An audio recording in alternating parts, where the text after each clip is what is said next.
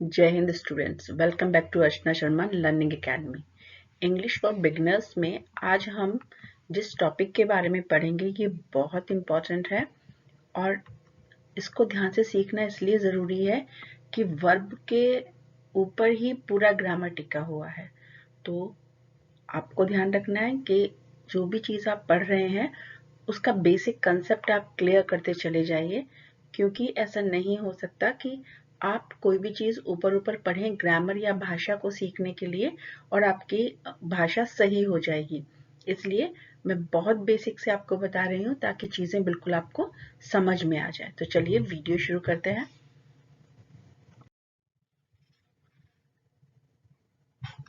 Knowledge लेना बहुत ज़रूरी है।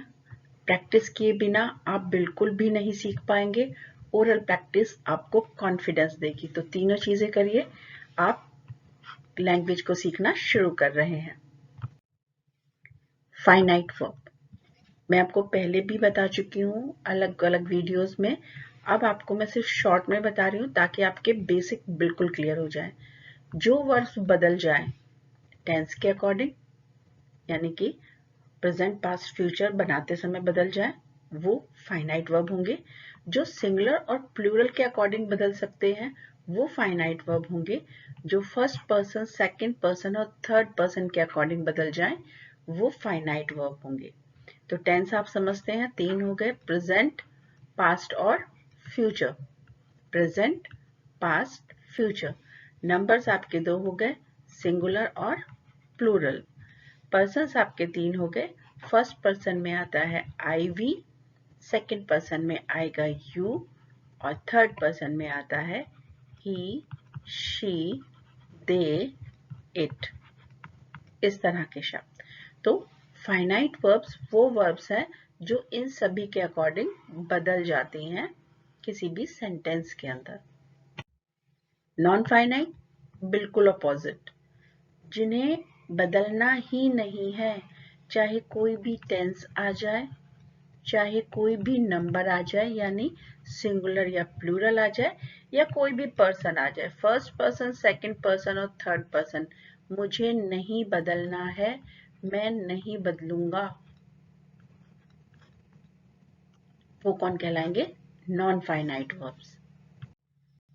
अब इस चार्ट को अपने नोटबुक में आप नोट कर लें। हमें ये तो पता है कि फाइनाइट वर्ब बदलते नहीं हैं, लेकिन वो होते कौन कौन से हैं? तो बहुत थोड़े समय में अगर आपको इसको मास्टर करना है यानी सीखना है, तो आप सिर्फ एक काम करिए, हेल्पिंग वर्ब। जितने भी टू बी वर्ब मैंने आपको सिखाए हुए हैं first, second, third, fourth video में, वो सारे के सारे फाइनाइट होते हैं।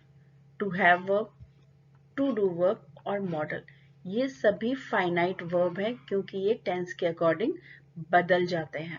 इनके एग्जाम्पल के लिए हम नेक्स्ट स्लाइड में बात करेंगे, ये आप नोट कर लीजिए। दूसरा, वर्ब की जो फर्स्ट फॉर्म यानी जो बेस फॉर्म होती है, या बेस फॉर्म के अंदर आप एस या ईएस लगा देते हैं, ये सारी चीजें क्या होती हैं? फाइनाइट वर्ब होती हैं। ये बड़ी जल्दी से बदलती हैं टेंस के अकॉर्डिंग, नंबर के अकॉर्डिंग या फिर पर्सन के अकॉर्डिंग। सेकेंड फॉर्म भी फाइनाइट वर्ब होती है। तो कितना आसान है आपके लिए, देखिए सारे हेल्पिंग वर्ब आपके फाइनाइट हैं, फर्स्ट फॉर्म आपकी फाइनाइट है और सेकेंड फॉर्म आपकी फाइनाइट है। खत्म। नॉन फाइनाइट वर्ब, वर्ब की आईएनजी फॉर्म होती है ना, going, coming, giving, sitting, eating, watching, आप देख रहे हैं ना। तो ये सारी की सारी आईएनजी फॉर्म नॉन फाइनाइट होंगी। इन्हें फर्क नहीं पड़ता, आप कोई भी टेंस ले आइए, कोई भी आप नंबर ले आइए, कोई भी आप पर्सन ले आइए, ना ना, ये नहीं बदलते हैं। दूसरी चीज, वर्ब की जो थर्ड फॉर्म होती है वो भी कभी नहीं बदलती है, वो भी नॉन फाइनाइट में आती है। आप बस यहाँ पर ये ध्यान रखेंगे कि अगर वर्ब की फर्स्ट फॉर्म के सामने टू लगा हुआ है तो ये नॉन फाइनाइट में आता है। अभी पिछले स्लाइड में आपने पढ़ा था ना कि फर्स्ट फॉर्म फाइनाइट होती है, लेकिन अगर फर्स्ट फॉर्म के सामने टू लगा हुआ है तो ये नॉन फाइनाइट है। इस चीज को आप नोट कर लीजिए, स्टार्ट बना लीजिए, इसको नोट करना है आपको। अब यहाँ पर हम आसानी से समझ सकते हैं कि फाइनाइट और नॉन फाइनाइट वर्ब्स कौन कौन से होते हैं। देखिए, वॉच वर्ब की फर्स्ट फॉर्म है, बताइए क्या होगा? इसी के अंदर एस या ईएस लगा है, और ये वर्ब के सेकेंड फॉर्म है। कौन से फॉर्म हो गए दोनों के दोनों? फाइनाइट। वॉच्ड वर्ब की थर्ड फॉर्म है नॉन फाइनाइट। आईएनजी फॉर्म है नॉन फाइनाइट। इसके अलावा इसी वर्ब की फर्स्ट फॉर्म के अंदर अगर टू के बाद फर्स्ट फॉर्म है तो ये भी नॉन फाइनाइट है। अब इन सेंटेंसेस को बोलिए और देखिए इसमें कौन से फाइनाइट है और कौन से नॉन फाइनाइट है। जैसे एक एग्जांपल मैं चेक कर देती हूँ। I watch cartoon films. यहाँ पर वॉच अगर मैं प्रेजेंट टेंस में यहाँ पर अभी ये है, अगर मैं इसको पास्ट टेंस में लाना चाहूँ तो मेरे को वॉच की जगह लगाना पड़ेगा वॉच्ड, यानी ये चेंज हो रहा है और ये चेंज हो रहा है तो ये क्या है? फाइनाइट है। और जो चेंज नहीं होगा वो नॉन फाइनाइट है। अब यहाँ पर दूसरा कोई वर्ब है ही नहीं तो ये केवल फाइनाइट वर्ब है इसके अंदर, वो भी एक जो है वॉच। अब इसी तरह यहाँ देखिए, I love to watch cartoon movies. I love verb की फर्स्ट फॉर्म है और अगर मैं पास्ट बनाना चाहूं तो लव का लव्ड हो जाएगा, लेकिन क्योंकि वॉच के पहले टू लग गया, वर्ब के इस फॉर्म से पहले टू लग गया तो ये क्या हो गया? Non finite. तो इसी तरह से आप सारे एग्जाम्पल्स एक बार चेक करिए। अगर आपको समझ में आ रहा है तो आप कमेंट बॉक्स में ओके जरूर लिखिएगा।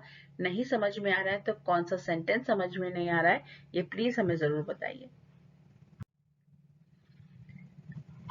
कोई भी अगर आपसे ये कहे, एक सेंटेंस में यहां पर लिख रही हूं,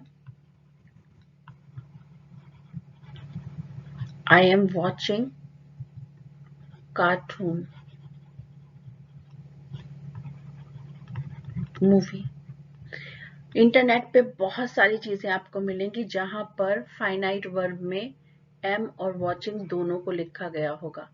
कॉन्फिडेंटली उसको कंडेम कीजिए। मैं आपको बेस बता रही हूँ, कॉन्फिडेंटली इसको बिल्कुल खत्म खारिज कर दीजिए, ये सही नहीं है।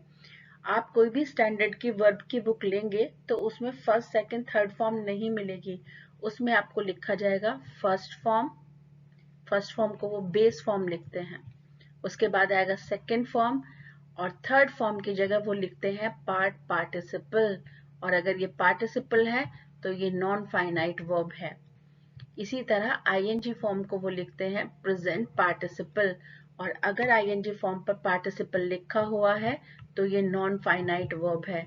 अब चाहे ये हेल्पिंग वर्ब के बाद आए या फिर सब्जेक्ट से पहले आए या सेंटेंस के लास्ट में आए, थर्ड फॉर्म जिसे आप थर्ड फॉर्म बोल रहे हैं यानी कि पास्ट पार्टिसिपल और आईएनजी फॉर्म यानी प्रेजेंट पार्टिसिपल हमेशा ही नॉन फाइनाइट होगा।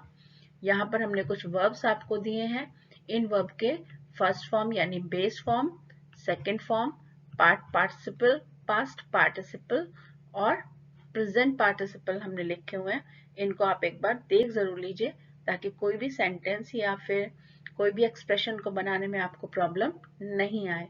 यहाँ आपको सिर्फ एक चीज ध्यान देनी है कि अगर आप निगेटिव या इंटेरोगेटिव सेंटेंस बनाएंगे तो सेकंड फॉर्म ऑटोमेटिकली फर्स्ट में कन्वर्ट होगा। इसके बारे में हम पढ़ेंगे हमारा जो वीडियो नेक्स्ट आने वाला है उसके अंदर। दोबारा से एक बार रिपीट करिए जल्दी से, लिखने के साथ साथ प्रैक्टिस भी कीजिए। जो सेंटेंसेस लिख कर दिए गए उनको बोलिए भी जरूर। याद रखिए आप लैंग्वेज सीख रहे हैं और भाषा को सीखने में समय लगता है, इसलिए डटे रहिए, धैर्य रखिए और साहस बनाए रखिए। आप एक दिन जरूर अच्छी इंग्लिश लिख भी पाएंगे और बोल भी पाएंगे। चैनल को सब्सक्राइब करना ना भूलें और जो भी पढ़ना चाहता है इंग्लिश उसको जरूर शेयर कीजिए। नेक्स्ट वीडियो हम पार्ट्स ऑफ स्पीच का देंगे। हमारे नोट्स आपको ब्लॉग पर मिल जाएंगे। Thank you very much watching this video till and. Share कीजिए सबके साथ इसको, नोट्स बनाइए और वन बाय वन स्टेप कर आप चलते चले जाइए।